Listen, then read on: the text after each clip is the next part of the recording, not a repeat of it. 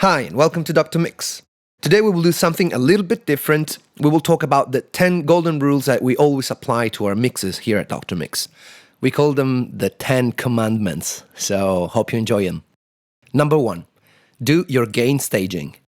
Please always leave enough headroom when recording, and don't max out the channels when mixing. Especially if you work inside the box, remember that plugins don't like to be driven too hot. Number 2, do your bus routing. Divide the arrangement into sections, for example, drums, guitars, keyboards, percussion, vocals, backing vocals, and so on. Create buses for each of these sections. This is going to make it a lot easier for you to mix, and it is a good way to keep things under control. Number 3, compress in stages. Compressors in general don't like to work too hard. Unless you're going for a specific effect, then you should always use multiple compressors to share the workload. For example, you can use one on the channel, one on the group bus, and one on the mix bus. That way your sound will become a lot more powerful and solid. Number 4, filter out unwanted frequencies. Oftentimes instruments have frequencies that you can't really hear but still occupy a lot of headroom. For example, you don't need the low end on a tambourine. Just get rid of the low frequencies with an EQ, and that way you will keep unwanted noises and rumbles out of the equation. This will also make your real low end, bass and kick work better in the track, sit more comfortably, without mud or cluttering. Number 5, use gear and plugins to give character. Besides the obvious function of correcting the sound, you should always use hardware gear or plugins to give character to your mix. There are many plugins and hardware units out there on the market that can provide you with different colors and flavors. Try to use that quality to give your mix a unique identity. Number 6, sort out the low end. Make decisions about who will dominate the low part of the frequency spectrum. Make sure that the kick and the bass are not fighting for the exact same spot.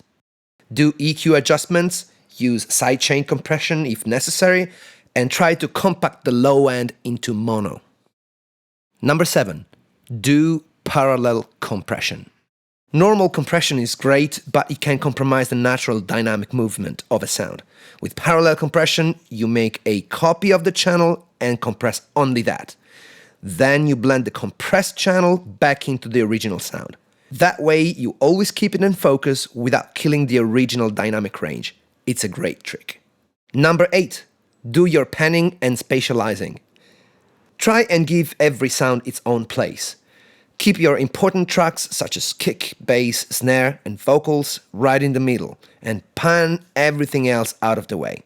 If you want more width to your mix, you could use spatializers on the keyboards or whatever stereo information you got there, including reverbs. Number 9, use reverbs and delays for space.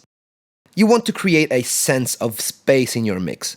Reverbs and delays are great to extend the length of a sound, but if used wisely, they can also convey a sense of depth.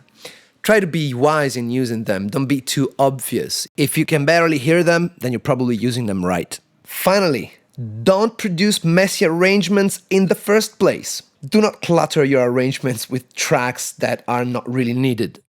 Plan in advance and decide when and where to feature a particular instrument. Stay focused on your musical message rather than thinking, I'll fix it when I mix it. Produce great music, stay beautiful, and rock on. Thanks for watching. Please subscribe to our YouTube channel and visit us on drmix.com.